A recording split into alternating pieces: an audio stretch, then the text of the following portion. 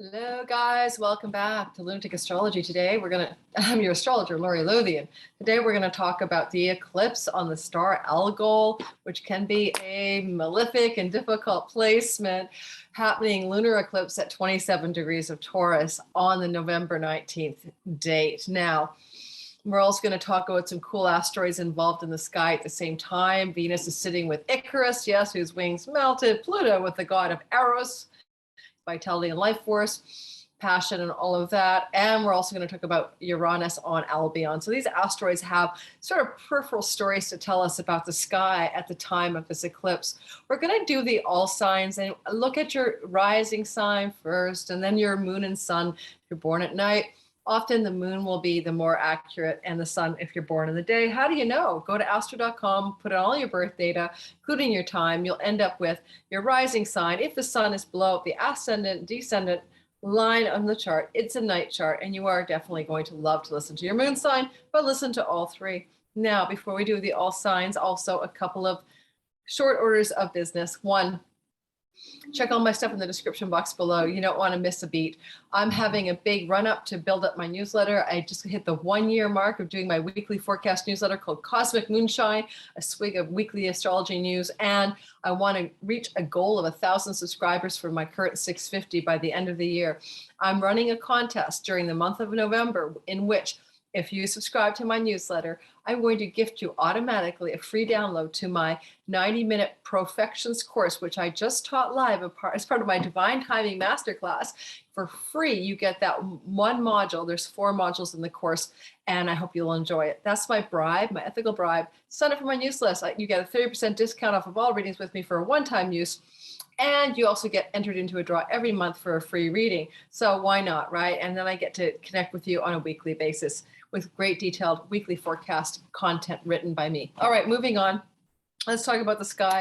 I'm going to show you guys the chart this time, but I'm also going to probably not show the chart as I go through the all signs. Now, the first thing I want to say is that Algol is a star that all us astrologers bite our nails about. Algol.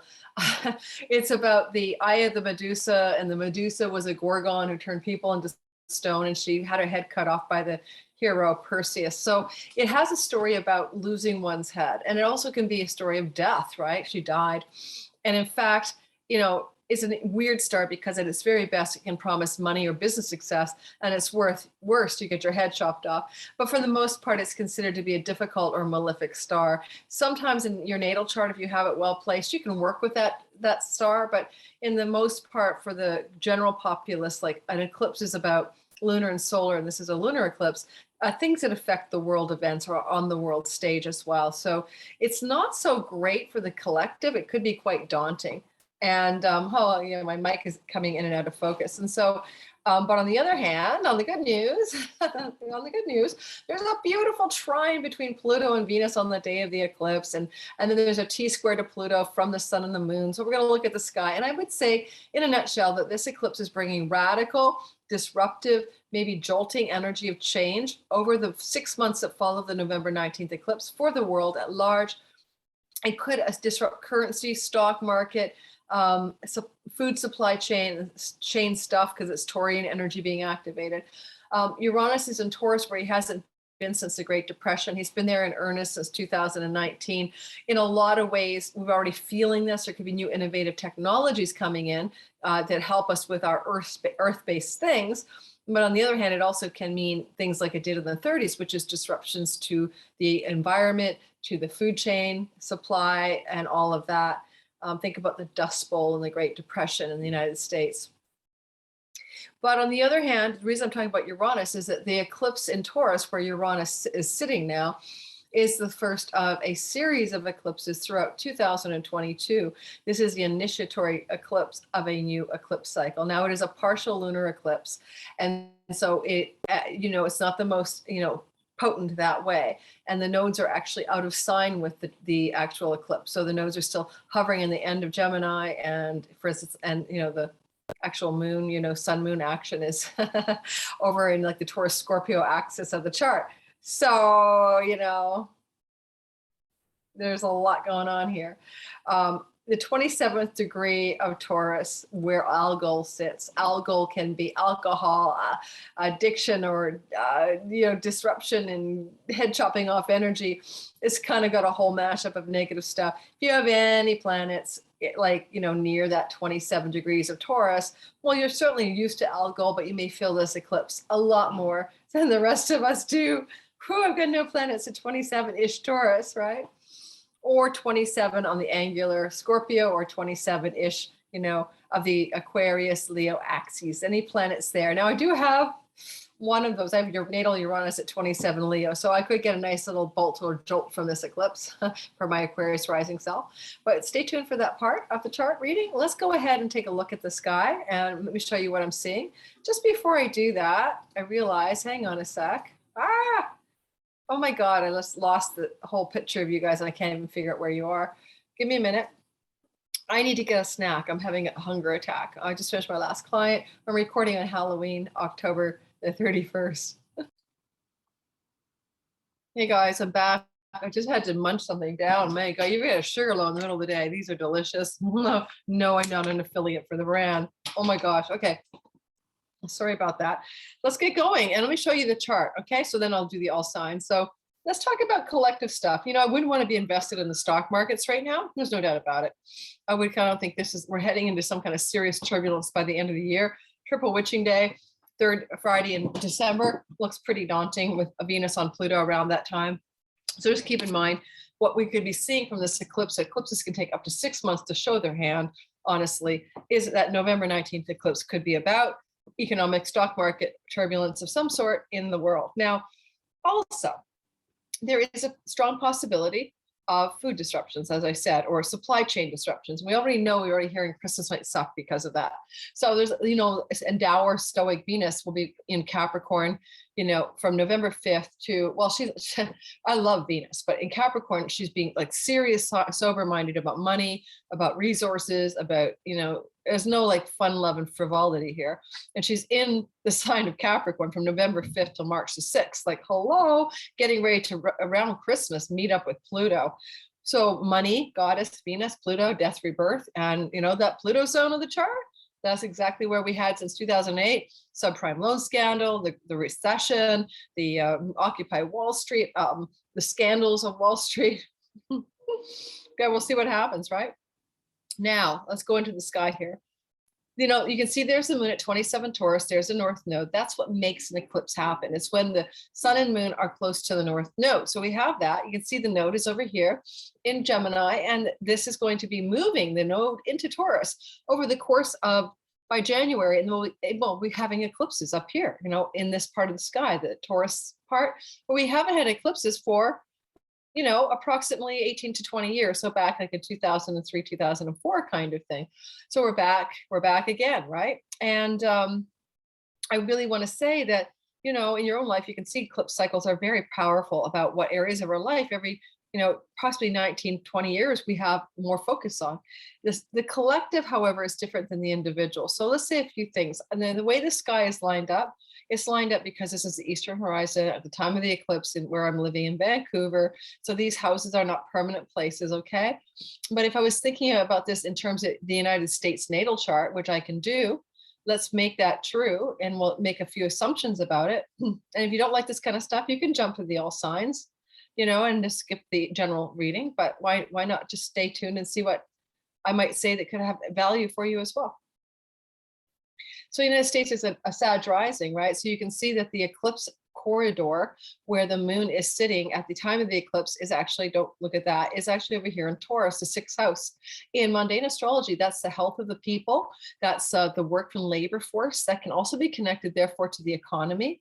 And, there's an energy already that's been disrupting things. Good old Uranus since 2019 in earnest here. And yeah, we've had a pandemic, so much for the health of the people. With the moon at 27 Algol, and across the way to the hidden realms of backroom dealings, shenanigans, hidden enemies, could even be hidden enemies of the nation of the United States. What could happen? A cyber attack, a cyber disruption, hopefully nothing physical, nothing bombish, but there's a lot of like, whoa, who's losing their head? The sun represents the ruler of a country. Is there somebody who's going to step down, be deposed? go out in the world from leadership and some kind of, oh my God, infamy over the course of the 6 months after this eclipse. Having this eclipse in the United States chart with the sun in the 12th house of hospitals and sicknesses, possibly, Joe Biden, I'm not wishing this for him, may end up in the 6 months that follow because of that Algol off with her head of state, in a hospital. And maybe that's the signal that Kamala will step up. Why? Because he's in recovery from surgery or some health challenge, because powerful woman energy going on here, right? Venus, Pluto, what kind of woman in great power, sort of wielding a stick in the United States money corridor to do with money, earnings, and finances? Well, we shall see. Unless it's something like Janet Yellen, the woman in charge of the Treasury, I think, or whatever, stepping in to say something about what we need to do. Or what you guys need to do. I'm Canadian in the United States with your economy and your debt ceiling and all the other shenanigans of non-bipartisanship. Now, here's the other cool thing. I do like the trine. It's in the sky for the world at the time of this Algol written 27 Taurus eclipse. Sorry that the moon has moved on in my demo chart here, but trust me, it's at 27 Taurus. And that is that this is, I don't want to fix that for you guys so it doesn't look so disruptive. I apologize. We're going to put it so that we can see, hopefully, the moon at least in the right place again. So there's that moon at 27. And, let's get back to the real sky, what it looks like. So at the time of the eclipse. So one of the things I'd say is this, co-present with the eclipse, right, is a flow between the money goddess Venus, also the goddess of love and beauty and art and stuff like that, trining Uranus. So what it reminds me of? Non-fungible tokens, cryptocurrency, especially non-fungible tokens, new ways to capitalize on money connected to technology and things like crypto. And Uranus and Taurus is very much showing up as a cryptocurrency signature. Certainly this could indicate the eclipse is going to cause cryptocurrencies maybe to go up. Now, sometimes if crypto, especially Bitcoin, is being seen as a hedge against economic or inflation or economic collapse or something, then gold, silver, and crypto could pop, right? And Pluto rules gold and silver and precious metals. And he's not doing too badly himself in the sense that he is trining this Algol moon and he's sextiling the sun, Mercury. So I think that if we do have turbulence sometime in the next few months after this eclipse, we're going to see an uptick in those areas of investment reality. Now, Venus is in a positive relationship with Uranus here. And so whatever this disruption is, because Uranus is co-present with the moon and the Algol eclipse, ultimately it's going to have a sweet ending. It's almost going to feel like, the cat that lands on its feet, or the 9 lives of the cat or something like that. I think feet because of Capricorn being the goat climbing the mountain. It may look like we're falling off the cliff, but Venus is going to pull everybody up. And there's maybe even a sudden recovery from something that's dramatically downdrafting or falling off the mountain here. Venus is with Icarus, which is a little concerning, right? Icarus is the asteroid that represents the story of the guy whose wings melted because his dad, Daedalus, the inventor of the wings, didn't tell him, like, I don't know if he even warned his son, those are wax, don't get too close to the sun, you'll melt. Well, and of course he got too close to the sun, he flew too high and he melted and fell. So it's about reaching too high and falling. Now, if something falls, because she's on Icarus, like the stock market, it's because it reached too high. It was time for a correction. Right? There was too much pride, hubris, stupidity, arrogance of flying that high. Okay, so just keep that in mind. Because it's a trine, it's a good correction. It's a needed, redistribution of the stuff. Venus can rule luxury and therefore trillionaires and multimillionaires and billionaires and all of that stuff. I think this could also be a correction for them, like it attacks in the United States, for example, on the very, very wealthy. And it may come up very quickly. It may pass into being really quickly. It may feel like very disturbing to people who own luxury wealth. I'm going to predict a clean, clear downdraft for the wealthy in terms of they don't pay tax and now they will over the next 6 months after this eclipse. I can't believe the people don't rise up and say, hey, you know, Jeff Bezos et al., you know, can you pay some taxes here? Like, why aren't the people rising up about this? Just sort of nonchalant, yada, yada. Yeah, the very wealthy don't pay tax. Like, what's wrong with people? I pay tax. I like fucking killed myself to make a lot of money in 2020. And I had to pay a shit ton of tax, excuse my language. This is who I really am at home. And I did because I moved to the most tax rate high province in Canada, Quebec, Montreal, last year without realizing what I'd done. And I just could have cried when I had to write a check. I mean, guys, you know, the little guys like us working our ass off, why are we paying all the taxes? Why aren't the rich doing that? Let's just ponder that, right? So it could be a tax correction thing going on here. Also, Albion is an asteroid that Uranus is sitting on, which has to do with the high hill on the land of the giants in ancient Britain.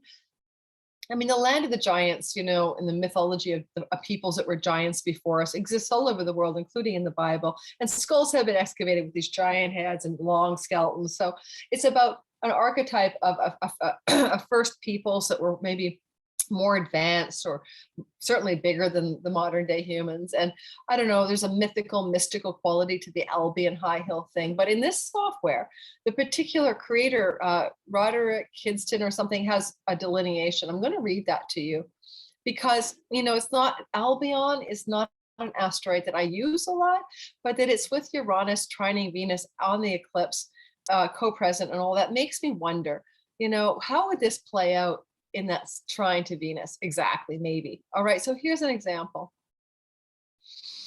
What this author says about it, because I don't declare to have expertise, empirical evidence about how it may play out.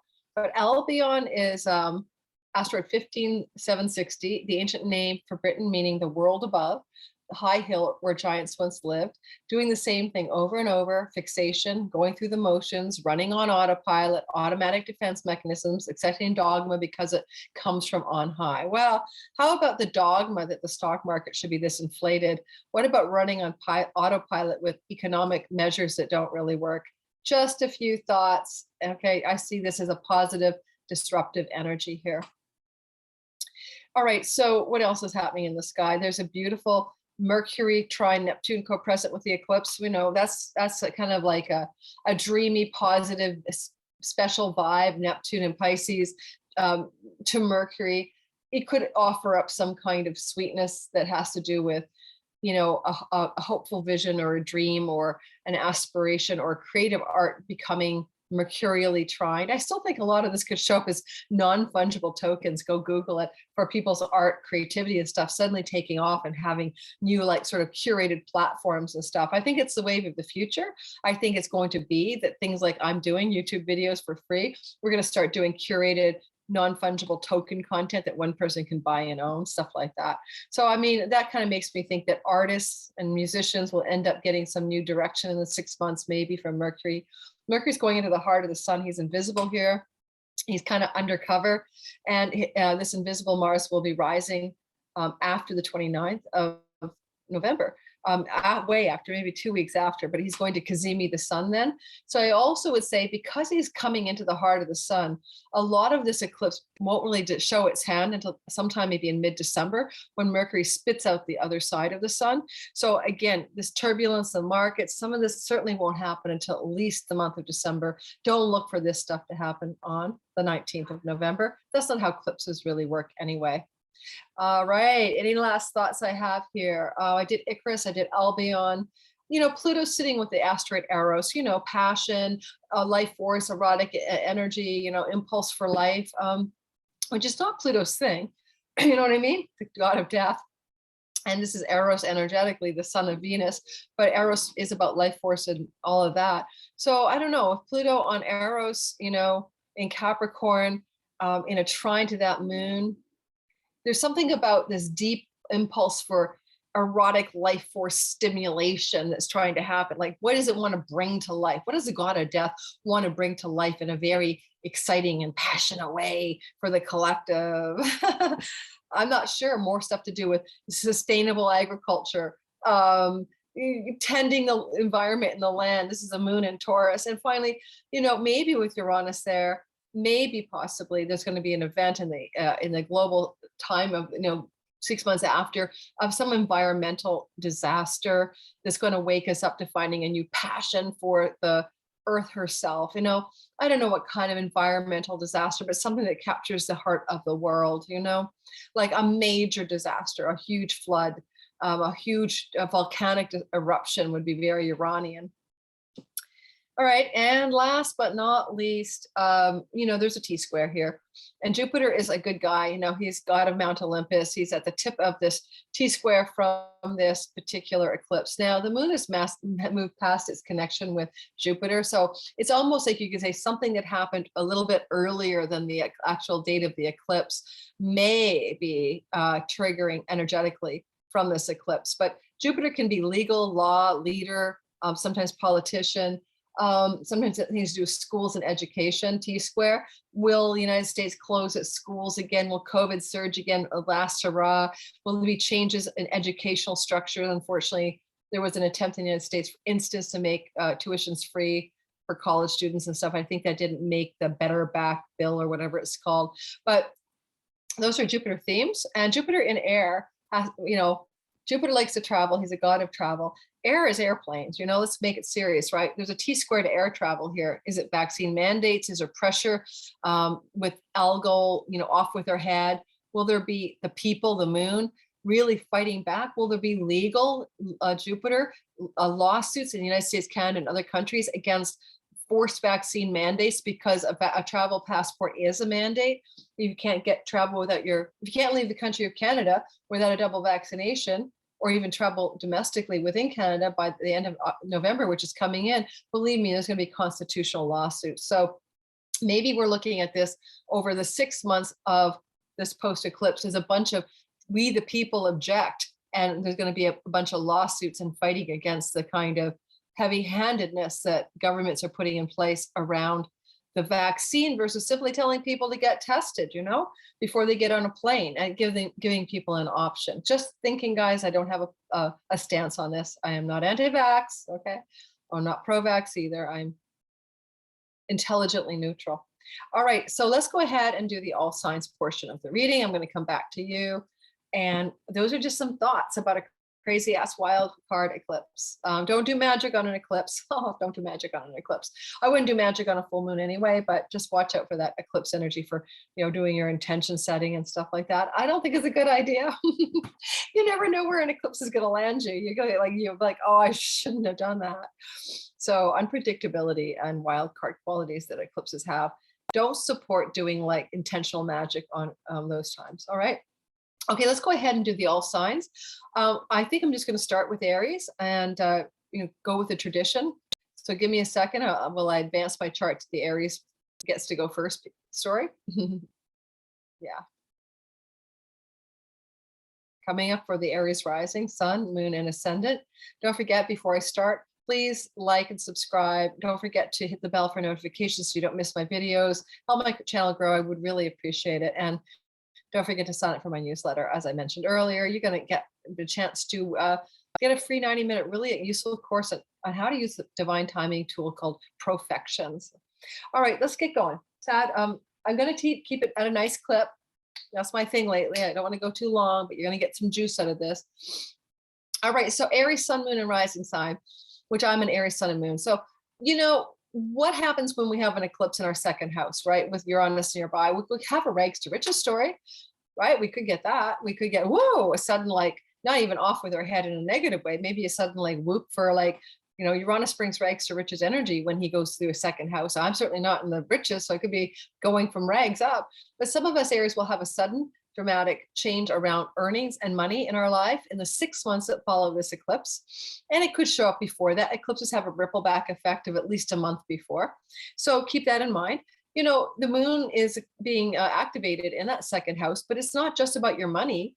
It's about your voice and your vocation and your calling, and it's a house of speech, and it's a house of foods and things we eat. So you may eliminate, suddenly eclipse the moon, food, or you may suddenly have a desire to eclipse the way you make money and no longer choose to do it that way, or no longer have it come to you that way. A lunar eclipse, in my experience, is much more about what we choose to do. because it sheds a new light. Yes, it's endings and completions, but it sheds a new light on something. So a new way of seeing money and earnings for you, dramatic, sudden way. With Algol also bringing wealth as well as death. This is not bad to have this eclipse in the money house, promising some new source of wealth, especially regarding business enterprise. For a lot of you Aries, I think also pay a lot of attention to the fact that you've got Venus going through your 10th house for 4 months, November 5th to March 6th. That's good for you guys. I mean, you Aries are going to find new, realistic, sober-minded, grounded legacy ways to achieve career success. And Venus is kind of blessing you in that 10th house right now. And joining with Pluto, powerful women can support you in your career over the next few months. So keep that in mind, or you would be seen as highly popular and powerful over the next few months. Venus and Pluto together is a bit of a wealth yoga. And when they match up in the sky at the end of December, you could see a boost of wealth in your money, your story of your career, a boost of wealth coming to your money house through your career house. Because don't forget, Venus is trining Uranus, right? Boom. So here comes some money. Or you could get vastly wealthy in an unexpected way, and that your reputation is all about, oh my God, she's so wealthy. He's so wealthy now. What happened? Like win the lottery, maybe. I don't know. Why not? Why not? For you, Aries, the sun is involved in the eclipse, right? Because it's a full moon. That's why it's a lunar eclipse. And the sun owns your 5th house of speculation, investments, lottery tickets, gaming, casinos and horse racing and stuff. So for some of you, Aries, you could really luck out and cash in on some kind of win. I'm not going to go into every little delineation for each sign, just what I think is the most important. But I would say as an Aries, with Mars being the exaltation ruler of Capricorn and knowing that he'll be in Capricorn, joining Venus for 6 weeks, the last week of January to the first week of March, you're up to something really good with your career and with your money story. And this eclipse is helping usher it in, even if you have to let go of some old way of making money. The new way and the new direction and the new voice and vocation will be really, really positive. Now, the other thing I'd say is Jupiter's in that T-square to the 11th house. As much as you really want to belong to some group of people, as much as you really want to have a team, as much as you want your friends and allies to be benefiting you, you may not be getting that so much in the few months after this eclipse. You might feel like you have to do it by yourself. You have to go it alone, that you're forging your own sense of community and goodness in your life. That's a possibility, okay, what Jupiter could be doing there. He is a luck god though, and he's in a place of good power there in the 11th house. It's a very strong house of his joy. So even if he's got all that pressure from the eclipse, I'm not too worried about it. I think he's bringing you really expansive new directions and helping you aspire to operate in the way that matches your truest hopes, dreams, and wishes. All right. And allows you to prosper in your career and in your finances. Pay attention to your dreams. Jupiter's in your dreamy 12th house, and he's a dream god. And so your meditations, your dreams, your reveries are informing Mercury and the sun in a wealth house as well, because that's where the eclipse is happening. It's a money axis. So news and information that's going to come to you from places of deep inspiration that could help you see or understand or get ahas or dreamy clarity about how to fortify greater money in your life. And that's that. We're moving on. Taurus, sun, moon, rising sign. So guys, you get this eclipse happening in your, well, first of all, let's just say one thing. This is a really important thing for you guys, okay? You are the eclipse king and queens of the storyline. Why? Am I recording? Had a moment. I'm pretty sure I am. Yes, I am. You're having a moment in which you're experiencing, am I, let me just double check that I'm recording. You know how I get this, like, did I turn the button on moment? You guys hear me do this all, yeah, I am. Holy man, it was a long day. It was Halloween. This is 31st, but we had Halloween parties in my neighborhood last night, and I didn't sleep at all till like 2 a.m. Firecrackers, woohoo, building shaking, rowdy parties. And I'm like, oh my God. So yeah, if I seem a little out of it, you know why. So back to the charts. Sorry about that. So, hey, this is your eclipse. This is the beginning for you Tauruses of a year and a half period from this November all the way to the end of 22 into early 23, when you're under the influence, 18 months of eclipses in Taurus. So you are being given North Node energy through the house of your identity, the house of your body, through who you think you are, mostly for the ascendant Taurus, but Sun and Moon get this as well. And if you have a desire to expand, to grow and change who you are, and then maybe where you live, who you're with, love, relationship wise, partner, and your career direction, all of those angles of the chart 4, 7, and 10 are being activated because you're having eclipses squaring the 10th house of career, squaring the 4th house of home and homeland, and activating this 7th house of primary relationship. So partnerships, committed love. So a lot of this is really going to be enervated for the Tauruses of the world. And there's a huge amount of change happening here. And you get to be the recipient of it. If your ascendant Sun or Moon is the 27th degree of Taurus, you're used to the star Algol. You were born with that Medusa, Eye of the Medusa story right on you. But so you kind of learn to live with it. But be aware that this 27th degree of Taurus is possibly going to mean that it's off with your head. Be very careful, especially to think about yourself in terms of not losing your cool, not, flying off the handle, not just on the day of the eclipse, but as a theme over the weeks and months that follow. But you may not be able to not do that. It's fated, destined stuff going on here. Uranus has been in your house of your body, your identity, who you think you are in the world, trying to change it up, change your hair, change your hairstyle, change your hair color, change your clothes, change your personhood, change your personality. It's been intense, right? And he's not going to go away anytime soon. So for the last couple of years, you're undergoing a lot of renovation of self. And this eclipse is just going to amplify Uranus's desire to change up the Taurian identity of who you think you are. I mean, it can be dramatic, guys. It can be like gender changes, for goodness sake. So going through a lot of change. Now, with the energy of Venus trining Uranus, and she's on Icarus in your 9th house of higher education. And, you could try to fly really high in your foreign lands, foreign shores, book publishing, higher education, and you might have to watch you don't melt your wings.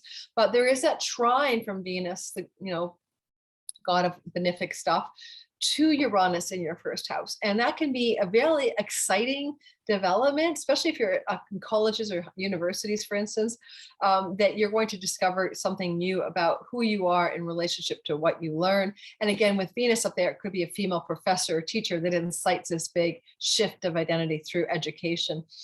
And, with Pluto up there with her, and he's sitting up there on Eros during this eclipse, you could actually find that you're suddenly passionate and erotically turned on by something that you're studying. It could be so simple. Pluto is part of the story, right? He's not hanging out there without anything going on. He's the Eros life force energy, kind of forms a wedge with the eclipse. He's kind of a pivot for this. He's trining that moon. He's bringing you some new power and some new force of you, personality in the world as you go forward. Now, Jupiter is at the tip of a T-square in the house of your career, your reputation, your ambitious successes that shows up in the world. Jupiter is, a good guy. He's a pleasant god at the very best. He's Santa Claus. He's trying to make good changes for you in your career all through 2021 as he's been traveling through Aquarius, especially for the rising sign Taurus. And he's going direct since October 18th, where you might feel some momentum as you get away from stuck places in work and career and move towards something positive. However, with the T-square operating, and he's at the tip of it, some really make or break action coming about what you think your career should look like over the next 6 months from this eclipse. You're really digging into that question of what action do I take in the world that looks like my career path or my purpose. And you're really going to find that with Jupiter, you'll find the answer, right? But he's in your 10th house till the end of this year, until the 29th of December. So you should get an answer by then. That's spinning from the eclipse. Finally, Neptune, dreamy, imaginative, in your 11th house of friends and allies and benefits from your career. I think some friends could be really sweetening you up over the next few months after this eclipse. And I do feel like also, Neptune is in a sextile to the moon and of this eclipse. And even though something is eclipsing, it could also be, you see, the 11th house is your aspirations and visions for your future and what you really want in your life. And Neptune is helping you see and envision and imagine that. And there's a sextile to this moon. So things could come into a radical lunar clarity where you see things in a new light or a new way about what you truly wish and what you truly hope and aspire to find, achieve, and receive in your life. You know, Uranus, don't forget, is on the asteroid Albion. Don't do things dogmatically, rote, and routinely. Question the mainstream narrative of your own self, your own story. It's time to break free. Okay, I'll give you an example. My daughter's a Taurus, you know, she went to academia, she went to McGill, now she's going to another university locally, but I have a feeling she's just going to have a breakthrough moment where she's going to go, oh my God, I just want to be a, you know, a train conductor or something. I just want to be a farmer. I just want to be a gardener, you know, so we'll see. Or she'll take her academics and apply it to a Taurian endeavor, something really practical. Okay, moving on. But this eclipse could help her see the way. All right, using my daughter as an example. She's going to hate me for that. Gemini, sun, moon, rising sign, you're going to experience an eclipse of the moon at 27 Taurus in your 12th house of your own self-undoing. Now, if you have any addictions and habits and patterns or hidden enemies, those are themes of the 12th, you could find that you're going to have a radical turnaround with that stuff. You know, you could lose your head over an addiction, for instance, like you could find that you just trashed your marriage because you were so drunk or so stoned or something. So you want to watch for that, you know. Oh, you really want to watch for women too that could have your not have your back, who are your secret enemies, taking you out, you know, sort of, you know, and watch out for women who don't have your interest at heart, especially when it comes to things to do with education, spirituality, book publishing, with a square to Jupiter in your 9th house. That some of that could be playing out. You may also find that, or women from foreign shores, women from religious settings, not having your back. I feel like, you know, this eclipse is subtle. I mean, very often, other than hospitals, ashrams, and self-undoing and addictions, you know, the 12th house can be very interior and not very much about things that are happening in the world, but things that are happening within our own psyche or consciousness. So you're going to go through a year and a half, 18 months of eclipses in your 12th house, and it could sanctify you, send you to the ashram, could make you a loner, seeking solitude, seeking to understand your own self-undoing and bad habits that, you know, are not good for you. So there's a whole cycle that's beginning now for that. With Venus as sitting with Pluto in your 8th house, there's some wealth yoga here, you know, coming into play, especially around Christmas. Venus and Pluto together can bring wealth, and it's a money house. Some of you Geminis may experience money through inheritance coming off of this eclipse, or tax rebates, or spousal alimony, palimony, and stuff like that, or a division of your assets with a partner, business or love. But it should work out well, although Venus has that Icarus problem, you know, so there may be some investment or stock thing or financial thing that could singe your wings. So be cautious for that.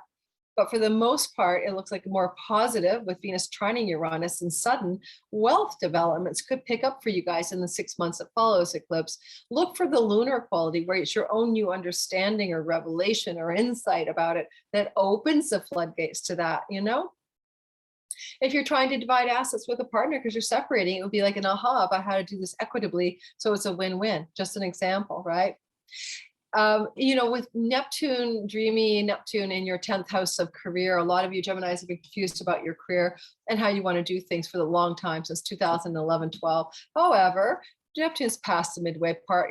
He's less foggy than usual. Now he's trining this Mercury and Sun and sextiling the moon, forming a wedge too. So I kind of think you're going to sense a little bit of a clarity around your truest calling and your hopes for your passionate purpose and career direction that comes through in the 6 months after this eclipse. Because see, Mercury Sun is in the house of your work and work protocols and your health and health protocols as well. But certainly for the career work piece, it looks like some new progression and moving forward in a clear, crisp way, but also honoring what Neptune wants, which is an ideal career, an idealistic career, a career that matches more of a soulful nature for who you are, or a workplace that matches those things. All right, I'm going to keep going. I am moving at a real clip. Oh my goodness. Yes, I am. Sorry, guys. I'm like, oh, I got a sunburn on the beach today. It was sunny here on this Halloween day. Can you believe it?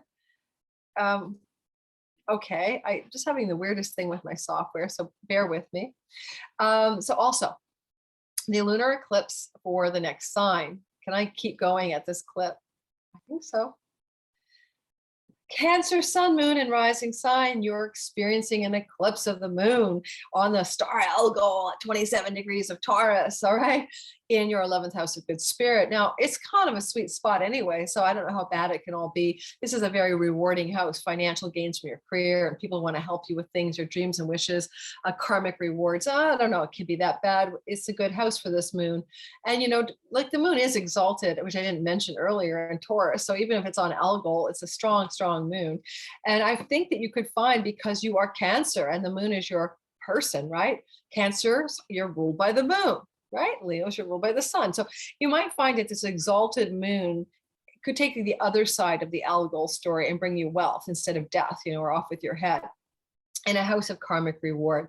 Look for that story over the 6 months from this eclipse, where your wealth from your career path begins to really pick up steam. And also, because it's lunar, you may also have the ending or a completion of some other way of money showing up in your life, or the end of old dreams and aspirations as something new and prosperous takes root in your gains from your career zone of the chart. You know, I think that with Venus and Pluto in your 7th house of marriage and business partnerships, so let's go with the marriage story for a minute.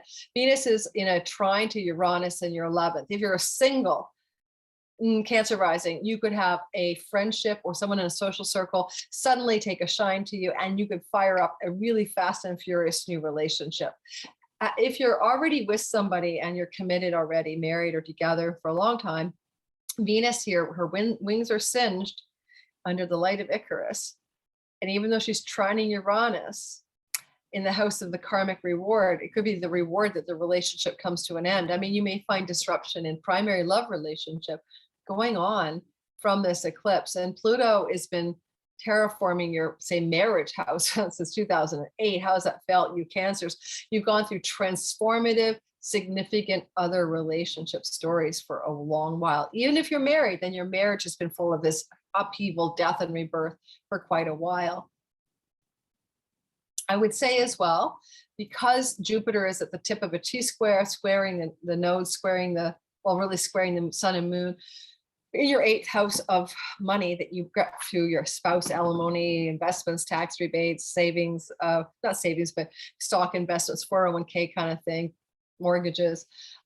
There's a lot of grit going on there in the spousal money house. I do think some of you Cancers are going to go through a difficult time in regards to mutual assets that belong to you and a love partner, or you and a business partner. And Jupiter is trying to find a fair and equitable balance to sort those things out. This eclipse still is a story right until April of 2023. So if you're going, oh, that's not me. Well, April 2022, I mean, so let's see what happens, right? Give the story time to unfold. Dreamy Neptune in your 9th house. You're yearning to go to foreign shores. You're yearning to go to faraway places. You want to be on a beach. You want to get out of your country. You want to find some dreamy goodness in another place besides where you live, especially foreign shores, foreign lands, and maybe even spiritual attainment. Some of you Cancers are looking for God in all the right places. You're looking for enlightenment, greater degrees of it. This eclipse elevates and takes those things up another level. I think that for a few of you, you could be finding that your enlightenment gets stronger in the 6 months after this eclipse, and you will have a chance to go to a foreign shore and foreign land, because Neptune is in a trine to the sun and a sextile to the moon in this full moon lunar eclipse.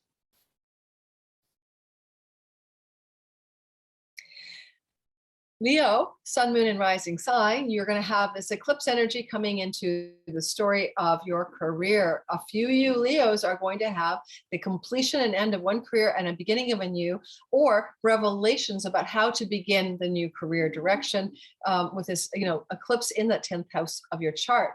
The sun is your ruler, conjunct Mercury, who's going to be whispering sweet nothings into the sun's ear until he incinerates in the sun on the 29th or so of the end of the month of November and comes out the other side, especially for you Leos. A lot of the eclipse action revealing its hand to you will probably wait until mid-December when we see Mercury in the sky again, giving you messages of 5th house endeavors such as children, romance, speculative money investments, and money luck and inspiration that I think are a big part of this eclipse cycle for you.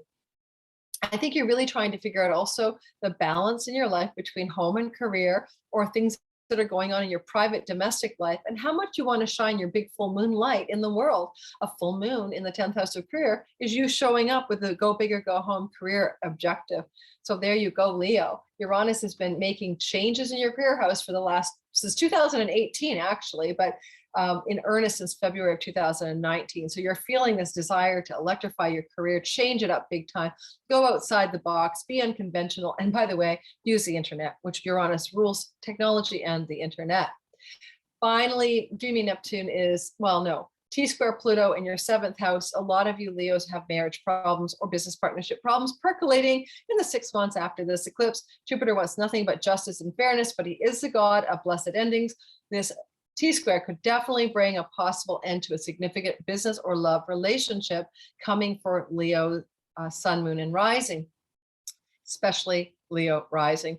And then dreamy Neptune in your 8th house, fogging up your jointly held resources with a spouse or business partner for the last long while, but trying to move towards fogless reality since about 2 years now, as he's gotten past the midpoint of the house. He's sending dreamy love vibes to the moon and to the sun. And ultimately, I think it's going to allow you to find solutions around your finances that also honor the unconditional love and the oneness, unity energy of Neptune. If you are thinking of investing in Neptunian things, that would be art, that could be film, video, photography, or things like that, buying art. This could be very, very important to say that this looks very possibly very lucrative for you in the 6 months after this eclipse.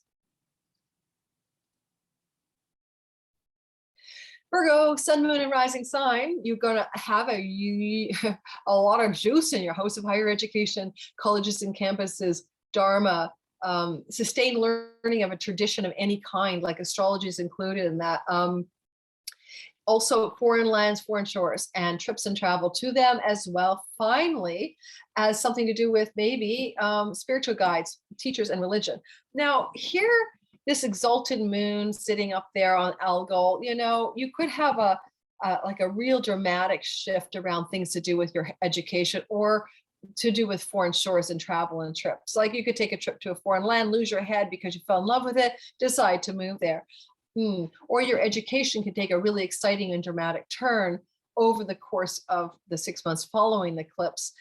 I feel also that with this Venus in your 5th house of babies and children and the womb and pregnancy, be careful. Venus wouldn't love to make a baby in the 5th house, right? Why? She's in the house of her joy, and she was going to travel there, and trying to the unexpected god Uranus. There's a lot of you Virgo risings, if you're in your fertility bearing years or your partner is, to be very cautious around conception, because this looks like it could be a pregnancy thing going down here. And if you're already past that age, then the birth of a grandchild, because Uranus will be in your house of grandchildren, and maybe one of your children will have an unexpected pregnancy. Now, on top of that, Pluto is co-present with her, forming a bit of a wealth yoga at the end of December as they come together. Now, in your chart, this is a money luck house. So some of you Virgos are going to cash in, have a splurge of money luck coming your way, courtesy of the end of this eclipse joining with the end of the Venus going into that Pluto zone at the end of December. But also, your joy, your play, your fun, your pleasure, Venus is there. She's like giving you reliable, serious, measured joy, fun, play, and pleasure in Capricorn, as well as building some more resourcefulness around your wealth. The exaltation, Capricorn is the exaltation house for Mars, and Mars rules your house of inheritances. So I don't want to worry you, but some of you Virgos may be receiving an inheritance as well, because Mars will come into Capricorn and join Venus there as well, and be there for a couple of 6 weeks, actually. The last week of January to the first week of March. So for some of you Virgos, there may be an inheritance in the storyline here. Last but not least, Jupiter is the tip of a T-square in the house of the work you do in the world, your office mates, your coworkers, your daily workaday routines, and your health routines and things you do to fortify your health. You're going to have Jupiter direct until the end of the year, but you're going to have to say to yourself, how do I want to do my work better What job do you have? If you don't like it, Jupiter's going to, at a tip of a T-square, try to move forward by the end of the year to find work that you like. And if health routines that you've been using aren't working for you, Jupiter's going to give you learning, education, and guidance, instruction to get your health act together. No doubt about it. Now, I need water. I need water, guys. So I'll be right back, okay? I'm going to pause the recording. Oh, and I'm back. I needed that water. Okay, let's keep going. I'm on a clip. I'm moving through it. I think I sound like an auctioneer sometimes. All right, moving to the Libra folk, Libra sun, moon, and rising sign people, you get to experience a lunar eclipse at 27 Taurus under the light of fixed star Algol in your natal house of your money. But what kind of money, right? Eighth house money. This is money like bank loans or 401k investments or spousal money that you share or business partner money that you share and all that stuff, tax money, government money. Sometimes when people win the lottery, they have eighth house activations because it's the government that owns the money that you're winning in the lottery, right? So with this energy of the moon on Algol at 27 in your eighth house, some of you Libras may find that you have to be cautious around your investments right now and not lose your head. This is certainly not a good signature for speculation in crazy ass risky investments. Just please be cautious over the 6 months that you don't lose your head over the money story. Now, on the other side of that story is that Uranus is in your eighth house and has been for a while, and that can bring sudden gains in finances to do with the area of the eighth house monies that I described to you. And with that trine to Venus, that's even doubled down. Really, there's a strong energy of Venus wanting to supply new money suddenly in a good way through home-based things, what you do in your home and from your home, because it's in your fourth house that Venus is sitting. Also through real estate, construction, and building. Other things that Venus can do really well in the sign of Capricorn as she goes through your fourth house, also beautifying and decorating and all that stuff. But more importantly, it's just that Venus is for 4 months, November 5th to March the 7th, 6th, whatever, in your fourth house. There's a lot of good Venus energy in your domestic private life, but also in your homeland and real estate endeavors. And with the eighth house being the mortgage zone and getting financing, this is really a good time if you want to refinance, if you want to get a new mortgage, if you want to buy a new house, if you want to sell a property, you're pretty darn golden here. Now, I do think that with, I also want to say Pluto's on Eros during this eclipse, and like finding your joy and your life force and your vitality in the home, from the home, and about the home and about real estate is a big part of this activation. With your Jupiter at the tip of a T-square in your fifth house, your fun, play, and pleasure is something that's a struggle. You may find you're working too hard. Jupiter is trying to bring you new joy, bombs of joy there. He might bring you a partner though. If you're a lone Libra and you're looking for somebody and Jupiter's in your fifth house, classic signature for new romance to blossom with somebody that you might want to stick with. And that's between now and the end of the year, most likely, because he's best off to bring that to you before he leaves Aquarius. But there is a T-square here of grit. So maybe this electrifying current from Algol and the Taurian moon could show up as a sudden shift around how you see yourself in terms of relationship, or in a relationship to one of your children, which is another meaning of the fifth house. Sorry, I'm itchy because it's dry air right now, and I am the queen of dry skin. So winter, I need to get a humidifier in my apartment.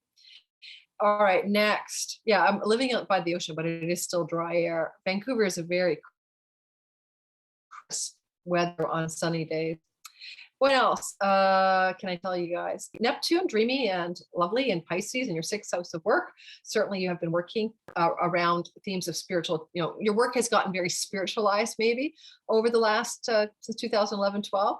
But also if you have health issues are hard to pin down, no one can figure out what's wrong with you. Probably a good thing. Health issues with Neptune there, you can cure them magically as well, using the power of your imagination. But, I would also say that I'm feeling that trine from Neptune in your sixth house of work and health protocols to your second house could be about avoiding toxins that you put into your body, and Neptune helping you, see the light, so to speak, about food styles or things that you eat that could be good for you instead of not good for you. And, with Mercury and the sun, I think you're going to have to wait until mid-December when Mercury comes out the other side of the sun to see exactly what new ways of eating or whatever could be good for your health. Now, your work could take a new turn as well, because the sixth house is the work routine, but the second house is the voice, which is connected to vocation and calling.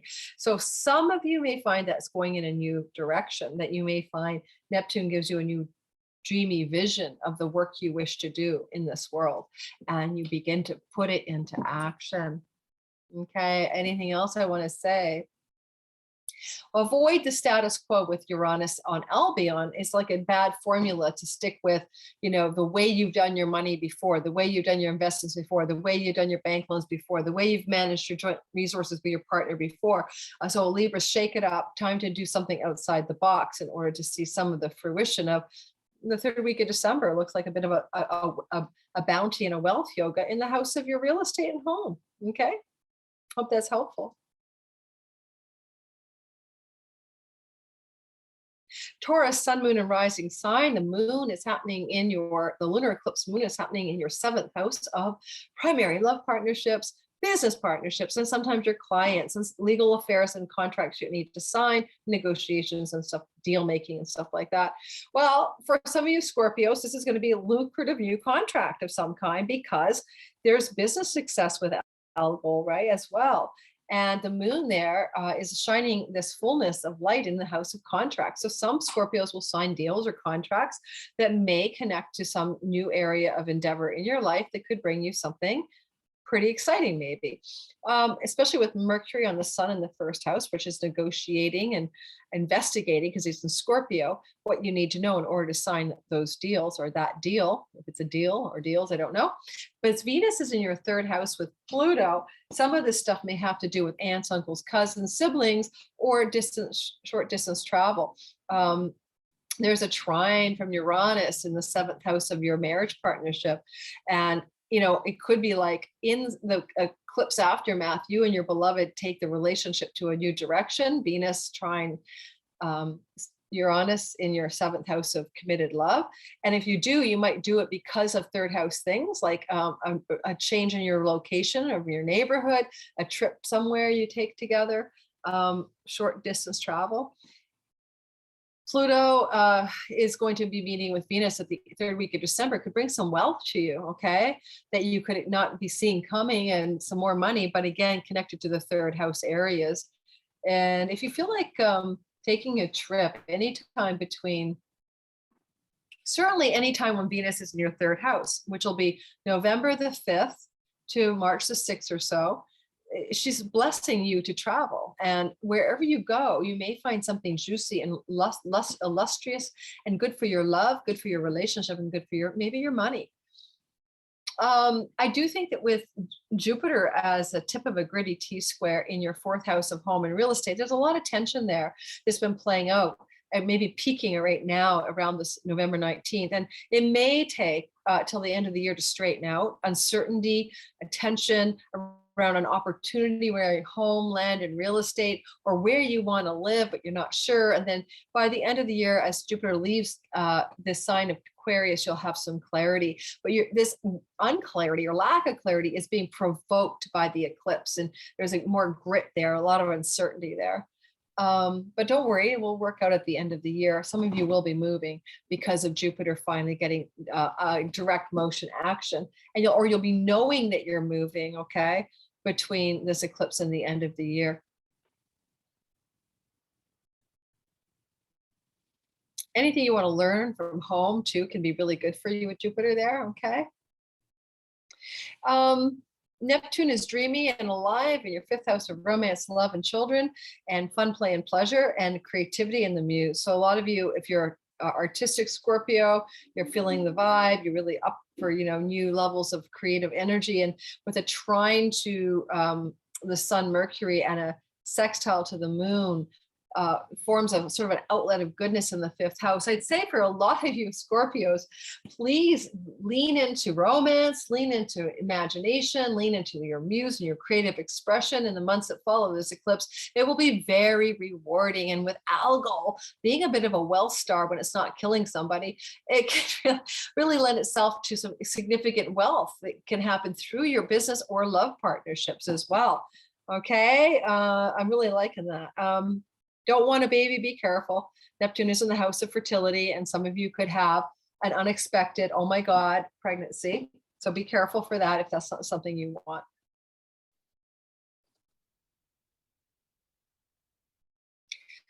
Sagittarius, sun and rising sign, you're having an eclipse of the moon at 27 degrees of Taurus in your house of work, health routines, and karmic debt. The grind too, sometimes the work that feels like too much work. And with this is an end of that. Some of you Sagittarius are going to have a shift around grinding work, grinding health challenges, and it's going to feel really good. Okay, you're like, wow, that's a total relief. Like, oh, I'm done with that exhausting grind with my health or my work. You know, turning the corner on this though, with Algol being a part of it, you know, very dramatic energy. Somebody could lose their head in your workplace, like a boss could be fired or a colleague could be kicked out, and you get to move into a sweeter spot because someone leaves, right? A head is being lost. A head of some department or some part of the workplace is leaving. Now, when it comes to, you know, the idea of the eclipse in the sixth house as well, there's an end to an old pattern. It's a lunar eclipse, it's completion. Something's closing out in the work style and the health style of you. Or if you've had a prevailing, a challenging health challenge and you know you haven't been able to fix it, hopefully this eclipse will help you relieve yourself of that challenge. You know, the house of addictions and self-undoing is the other side of the story where Mercury, the sun sit.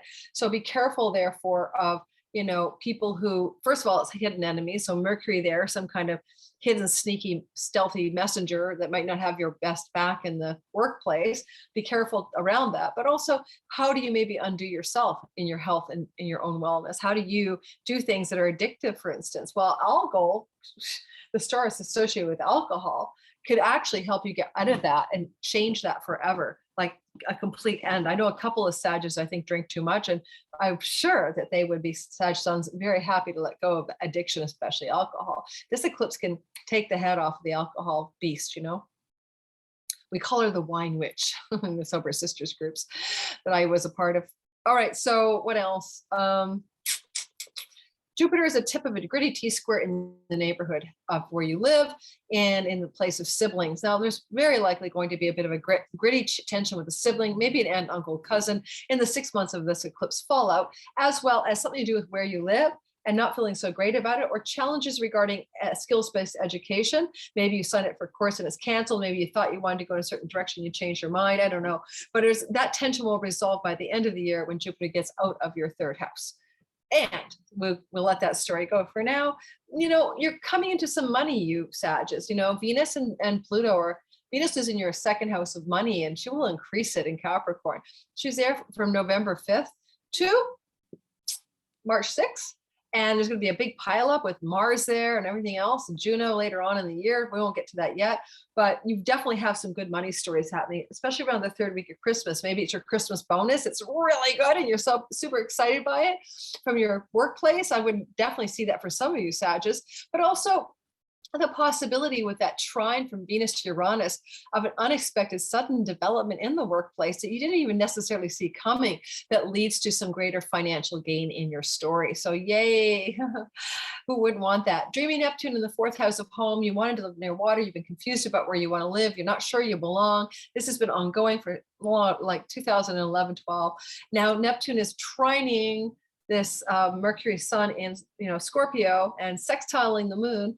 This can bring a kind of relief to this question of home, where you belong, where you want to live, how you want to be, you know, how you want your home to be a spiritual sanctuary. Something's breaking through for Sagittarius about where you really want to live in the world. The eclipse is giving you the clarity and the insight to know the answer to that question. Sorry, guys, I seem like I'm an itchy mess. If you're watching the video and I'm scratching because I'm looking at the chart, I think I need to moisturize. All righty, next. Oh my God. Welcome to being Scottish and being postmenopausal for 10 years, moisture skin, that's the thing that doesn't seem to happen. Capricorn, sun, moon, and rising sign. Well, I like the sky for you guys. First of all, Venus, first of all, talk about the eclipse. The eclipse is happening in your 5th house of romance and children, inspiration, and money, luck. Yay.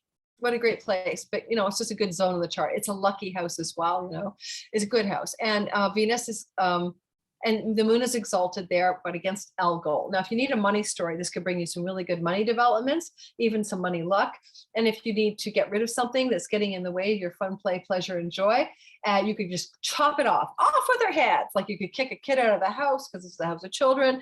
You could end a romance that's been beleaguering you and to say enough. Off with their heads. So some of you Caps will literally, like the queen in Alice in Wonderland, chop off the head of someone you love, whether it's a child or a sex partner or whatever. I think you're going to call it quits on something. I think you're going to be also very lucky that you do, and you're going to feel good about it. With this Venus in your 1st house, Cap, coming close to Pluto, the end of a love story for some of you Capricorns is on the agenda. It's on the chopping block. November 5th to March 6th, you'll be knowing what this means. You'll have clarity, but Venus leaning into Pluto at the end of December. If you're in a love relationship, it could be very intense at that time, very turbulent, very obsessive, and very difficult. However, you yourself are having Venus support you to be charismatic, persuasive, and seductive in a very reasonable and mannered and sober mannered, Capricornian, Sternian way. You're able to command the show to get what you want for yourself a lot of the time over the next 4 months. And Jupiter's at a T-square in a money house. This is your earnings house. And so there's some tensions around the money you're making or the money that's coming to you from your earnings and your work and stuff like that. You're trying to expand it. Jupiter's been trying to expand your finances for almost a year, since December of 2020, and it's finishing up by the end of this year. There's a bit of grit coming off this T-square energy from this eclipse. So pay attention to opportunities for greater growth in money, but be careful you don't lose your head over it. Negotiate from a solid Venusian standpoint about what you need and want in the money house. Someone can take money from you though, and and I say that taking money from you sounds kind of weird, doesn't it? Well, I'm going to leave that story alone. Well, maybe not. There's a debt house that's activated. The 6th house can be debts, karmic debts, but it's like someone owes you money or you owe them money. Concept of debt, indebtedness, and that moon. That north node is there, although the moon is in your 5th, the north node is in the debt house. So this eclipse kind of straddles 2 signs. So I think I'm going to say you might owe somebody some money and you're not going to want to pay it. Over the next 6 months, you're going to have to dish out money. Maybe it's your significant other you're getting rid of. Maybe you have to do alimony, palimony, or a buyout or something. Now, Neptune, dreamy Neptune is in a trine to Mercury, Sun in your 11th house of great gains. Definitely saying things that happen through trips and travel, through skills-based education, through siblings can open up the gateways for greater gain through your 11th house. And because the 11th house is got the Sun, Mercury there, and that is the commanding energy of your 8th house of inheritances, you may have someone passing away that is going to leave you some money, and that could be showing up. And sibling energy, which is the 3rd house, is involved, maybe negotiating with a sibling to split the assets if it's a parent who's passing, especially with the moon representing mother, and it's off with their head. So not to worry you Capricorns, but for some of you, Capricorn rising, okay, more than Sun and Moon, especially the risings, you may find that, a mother or mother figure passing could lend itself to a modest inheritance or some money coming your way. Okay, moving on. All right, Aquarius, Sun, Moon, and rising sign. Oh, and inheritance. I'll keep going. I'm an Aquarius rising. Okay, with Saturn on the ascendant. Yes, I was a very shy and serious child. Now, you guys have the eclipse in your natal 4th house of home and real estate. Oh, us Aquarius, why do we keep moving, right? So it's definitely boating a new home for you guys. You're going to move. The 6 months that follow this eclipse, slam dunk it, another relocation. I kind of laugh because we've got Aquarius, we've got that nomad transit of Uranus going through our 4th house in earnest since 2019, tiptoed in 2018. That was me moving from, by the way, Vancouver to Montreal. And you're going to find with this transit, there's a lot of moves going on over the next couple of years, well, 4 or 5 years. So one of these moves is upon you. It's nigh. The eclipse is bringing it into the story. With that Algol, it could be an eclipse that could bring wealth to you because you go to a place that supports you to build your wealth or build your business wealth up. But also don't forget there's a bit of an off with their head energy with the Medusa head thingy going on. So it could be quite exciting and exhilarating. Be careful you don't lose your head. Like, oh my God, that's the place for me, but it costs $10,000 a month. I'm going to go for it. That would be me. Don't do that. Okay. That's where you're losing your head over real estate, home, or land.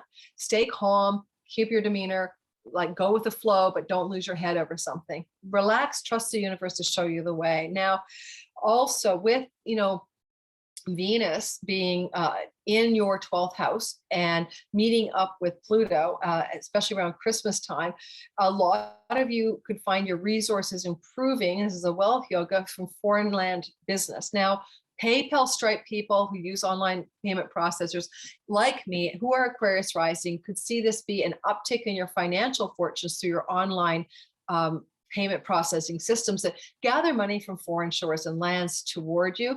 It could also mean a very auspicious trip is going to be brought to you by virtue of this eclipse, where this journey will be very good for your money and good for your soul.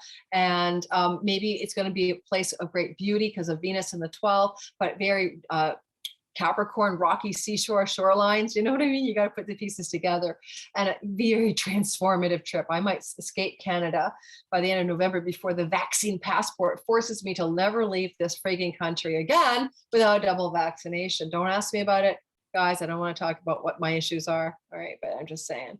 So also, I would say that with Jupiter at the tip of a T-square in your first house of health issues and the body and yourself, feeling good about yourself, there's something going on here that you have to resolve in the 6 months after this eclipse. The eclipse is going to trigger you to resolve it for sure.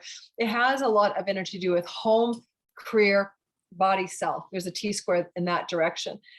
You're going to try to find a balance between your home and your private and domestic life, your career and your outward, shining your sunlight energy into the 10th house. Mercury, the messenger. I know I struggle with this. I do my YouTube channel for you guys, but I find that between my client readings and my YouTube channel and my classes I'm teaching, I think I'm all work, no play, and sometimes it wears down on my health because at the end of the day, after a bunch of work, I just want a glass of wine, and I know that that's not good for me. So I'm just being very confessional here because you're an Aquarius listening, you might get what I'm talking about. Our Jupiter expanding our identity since like last year. It's great, right? I even put on weight, but it's not always easy. Uh-oh, I'm losing power. Let me plug my laptop in. I will scream if I lose this recording because I'm not going to edit today. I don't want to chop pieces together in iMovie. It's painfully slow. There. So what else? What else can I tell you, Aquariuses?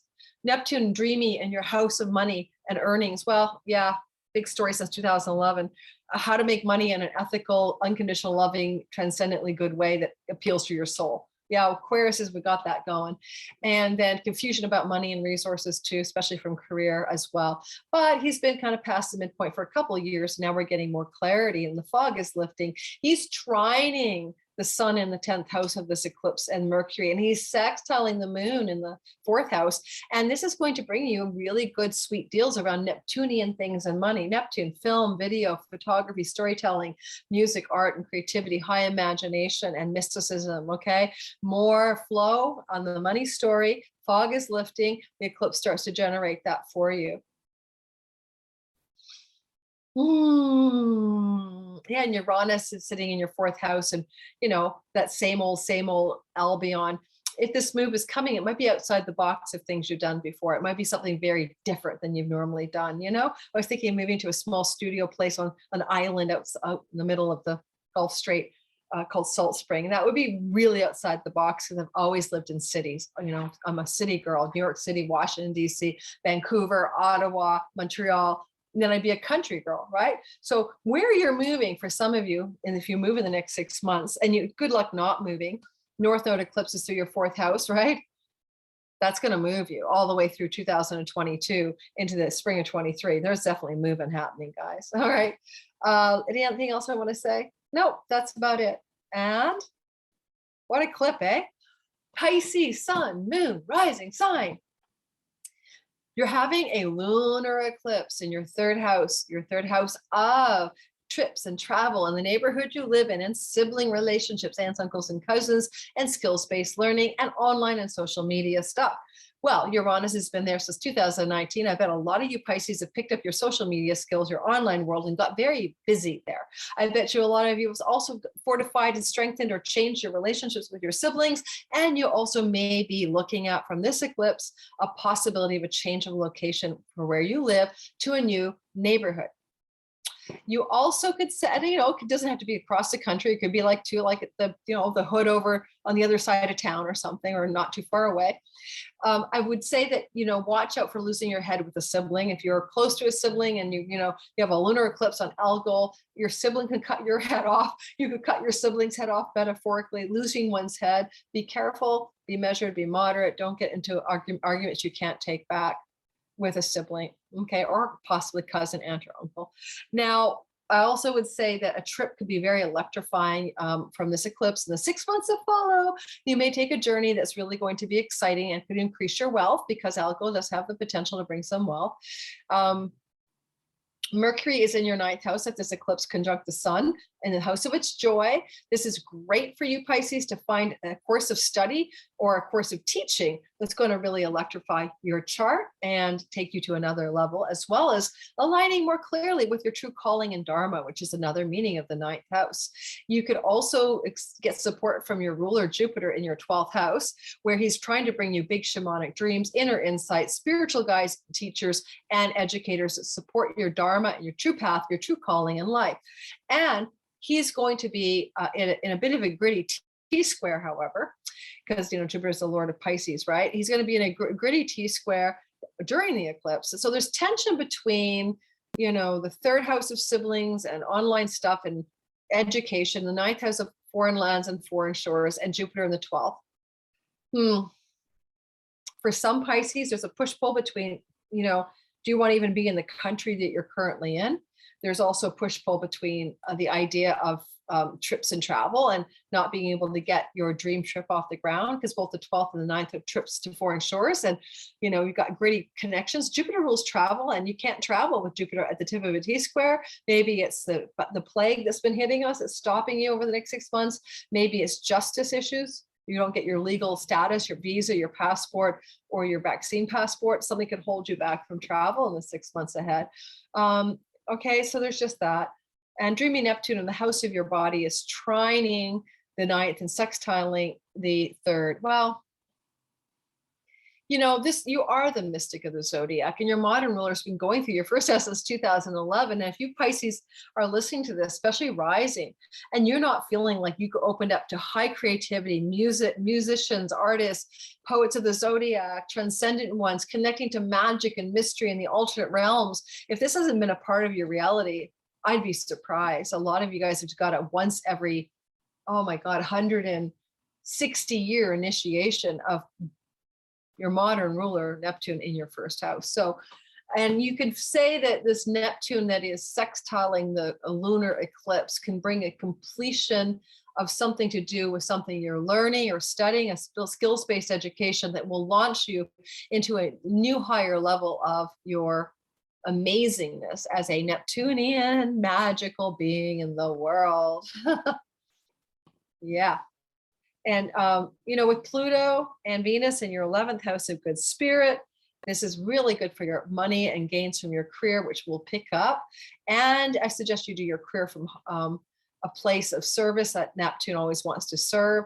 And with Venus up there in Capricorn, especially around the 3rd week of December, some really good money news could come. Also support from allies and benefactors or siblings, especially female siblings, to really boost you in your finances, your reputation, and your and aspirations for your life during this post-eclipse window, but especially the end of December when Venus meets up with Pluto, making a mini wealth yoga in your 11th house of good spirit and pennies from heaven. Maybe a sibling will just say, love you so much, let me send you a check for 100 grand, you know, who knows, right? But just keep in mind that it's a kind of a sweet spot in the sky for you. All right, guys, thanks for listening. And I hope that everything I covered that some of it makes sense. I can't believe I burned my nose in the sun today. I was only out in the sun for 10 minutes and I can see that I've got a sunburn. All right, take care. No, this is not like Rudolph the Red-Nosed Reindeer. All right, take care, all of you, and I will see you next on a video I'll be doing about Venus going through Capricorn, all signs. Well, I don't know the order I'm going to post that. So if it could be just behind this video or just before, but I am recording for you October 31st. Let's get over the Scorpio new moon before we move into the eclipse posting. All right. Scorpio new moon is coming up November 4th, but now you're listening to this and it's already passed. All right, guys, thanks a lot. Mwah. Thanks for listening. Thanks for being on Team Lunatic Astrology.